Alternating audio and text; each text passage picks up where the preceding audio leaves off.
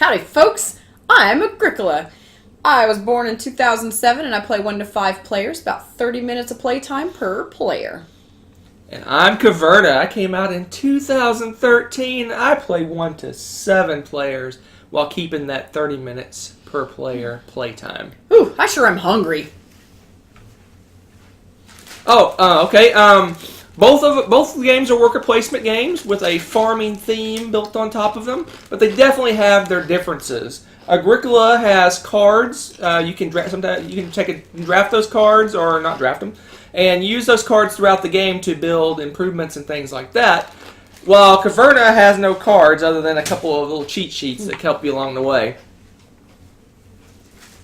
Okay, but Caverna also has caves, and that's where the Caverna comes from. They have cave mining, where you can mine for ore and gems, and you can build buildings in there while keeping the farming and animal theme of Agricola. So it's kind of another layer on top of that as well. Mm-hmm.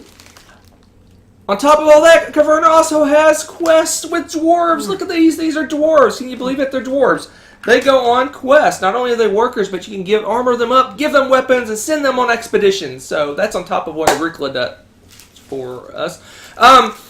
Agricola is a lot tighter with the feeding of your people. Sheep. UA Rosenberg games have a lot of them have the theme of feeding your people. In Agricola, it's much more difficult. Caverna is more of an open game where it's easier to feed your people, and it's also more open in the game itself. You can be more, you can focus in on one area, whereas Agricola, you won't have to be diverse and kind of do a little bit of everything. It's true.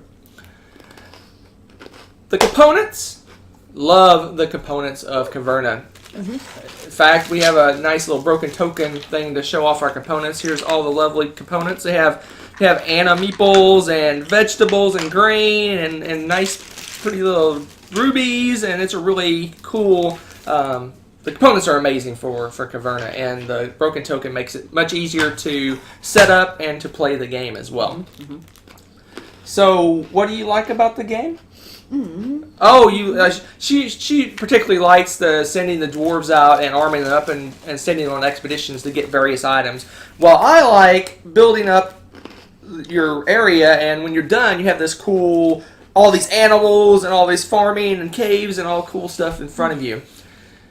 So there you have it. For two players, there's not much difference. The only thing you do is you skip one of the rounds, and the boards are different depending on the number of players.